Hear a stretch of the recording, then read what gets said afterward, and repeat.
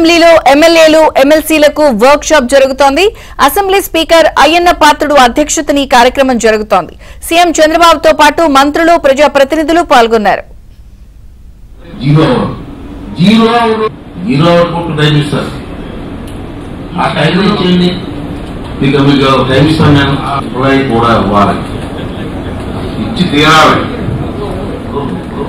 Note చేసుకోండి.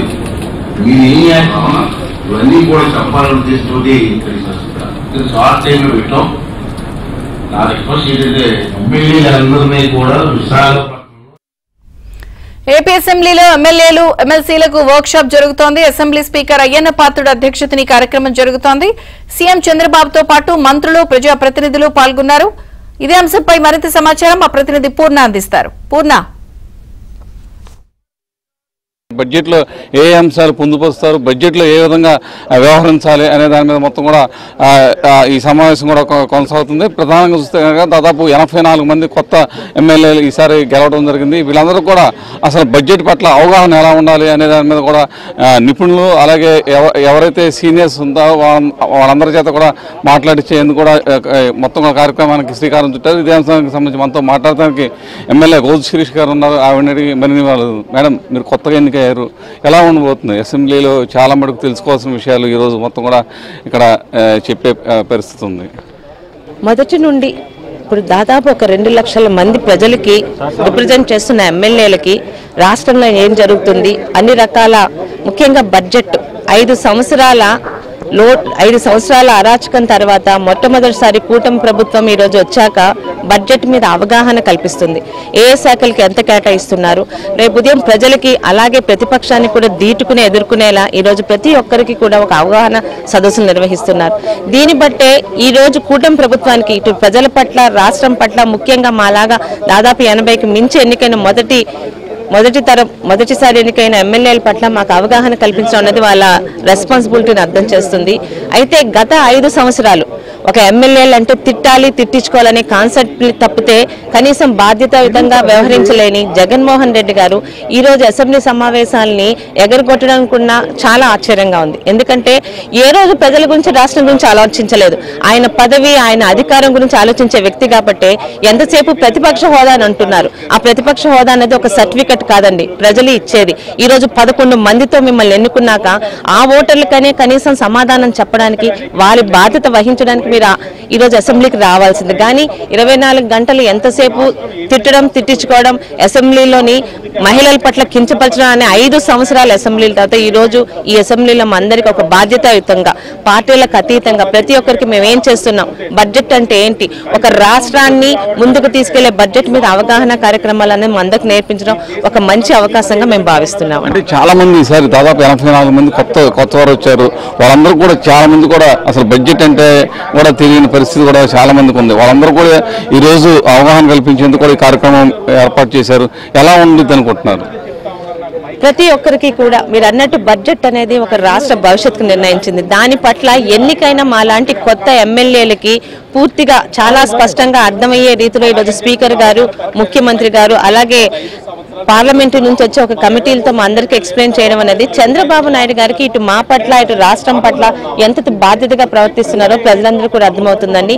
తప్పనిసరిగా మాలాంటి యువ నాయకులకి, మాలాంటి కొత్తగా వచ్చిన వాళ్ళకి ఈ సమావేశాలు బాగా ఉపయోగపడతాయని మనస్ఫూర్తిగా నమ్ముతున్నాం.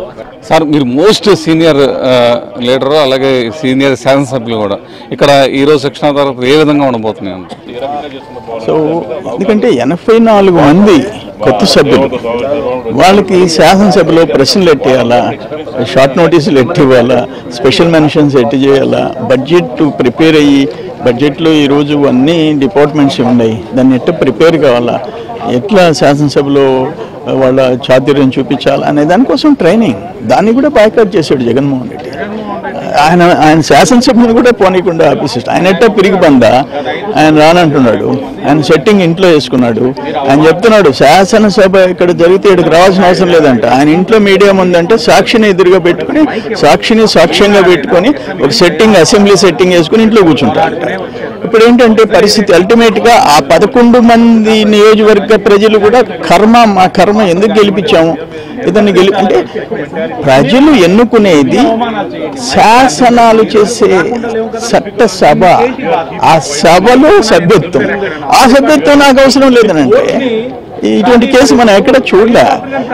అది పరిస్థితి. అంటే ఆయన ఏదైతే క్వశ్చన్ అవర్ ఉంటుంది ఆ క్వశ్చన్ అవర్కే సంబంధించిన ఎమ్మెల్యేలను అయితే పంపిస్తానని కూడా చెప్పడం కూడా జరుగుతుంది. దాన్ని అలా చూడాలి. ఓన్లీ అలా సంబంధించిన ప్రశ్నోత్తర సమయంలో ఆ క్వశ్చన్ అడుగుతానికైనా ఎమ్మెల్యేలను పంపిస్తాను అన్న వినికిడి వినిపిస్తుంది. ఏమో అసలు కౌన్సిల్కి అయితే పంపిస్తా అంట, అసెంబ్లీకి అయితే రానని చెప్పాడు. మా వాళ్ళు కూడా రానన్నాడు. మళ్ళీ ఏదో క్వశ్చన్ అవర్లో పంపిస్తాడేమో మనకు తెలియదు. నేనేమంటానంటే అతని తత్వం అది. ఒక పులివెందుల పిరికి బంది అతను. లాస్ట్ 5 years మీకు ఒకటి గుర్తు చేస్తుండా, ఒక్కరోజు మీడియా ముందు మాట్లాడా, ఒక్క ప్రెస్ కాన్ఫరెన్స్ పెట్టాడా? ఎందుకంటే వాళ్ళు తిరిగి క్వశ్చన్ వేస్తే సమాధానం చెప్పలేమనే భయం. అది ఈ రోజు పరిస్థితి. ఈ రోజు కూడా ఏంటి, ఇంతమంది మెజారిటీ కూటమి సభ్యులు ఉంటే మనం వాళ్ళ ఫేస్ చూసి క్వశ్చన్లు వేసే ధైర్యం లేదు. తిరిగి అతను చేసిన తప్పులు తిరిగి ఎవరైనా మంత్రులు ఆన్సర్ చేస్తే ఆ ఫేస్ చేసే గట్స్ లేవు అతనికి.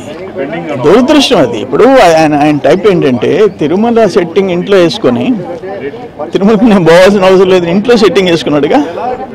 అది ఈ రోజు ఏంటంటే సాక్షిని సాక్ష్యంగా పెట్టుకొని అసెంబ్లీ ఇంట్లో నడుపుతా అంట. మనం ఎక్కడ చూడలే. దురదృష్టం ఇది. అందుకని ఇంకా ఆయన ప్రతిపక్షం, చట్టాలు ఉన్నాయి, నీకు ప్రతిపక్షం హోదా ఇవ్వాలంటే ఎందుకు ఇవ్వాలా? చట్ట ప్రకారం నువ్వు గెలిచుంటే ఇక్కడ మాట్లాడే అవకాశం మీరు కల్పిస్తలేదు అని ఆయన ఆరోపిస్తున్నారు. రా, వచ్చి ట్రై చేయి, మాట్లాడు. ఒకవేళ అవకాశం ఇకపోతే ప్రొటెస్ట్ చెయ్యి. ఆ రైట్ నీకు ఉంది. శాసనసభలోకి అడుగు పెట్టినట్టే దేనికి నేను ప్రజలు గెలిపించాలా? ఇది పరిస్థితి. ఏదైతే శాసనసభకి వైసీపీ సభ్యులు రానడం కరెక్ట్ అయిన విధానం కాదని చెప్పి సీనియర్ సభ్యులు సోమిరెడ్డి చంద్రమోహన్ రెడ్డి గారు చెప్తున్నారు. అలాగే చాలా మంది కూడా కొత్త సభ్యులు, దాదాపు 84 మంది కొత్త సభ్యులు ఈసారి అసెంబ్లీలోకి ఉన్నారు. మాకు అందరికి కూడా ఈ అవగాహన సదస్సు ఖచ్చితంగా చాలా ఇంపార్టెంట్. ఎందుకంటే మా అందరికి కూడా బడ్జెట్ అంటే ఏంటో తెలియదు, ఆ ప్రతిపాదనలో తెలియదు, షార్ట్ నోటీస్ అంటే తెలియదు. వీటన్నిటి మీద కూడా ఒక క్లారిటీ ఈ శిక్షణా తరగతుల ద్వారా మాకు వచ్చిందని చెప్పి కూడా ఎమ్మెల్యేలు చెప్తున్న పరిస్థితి.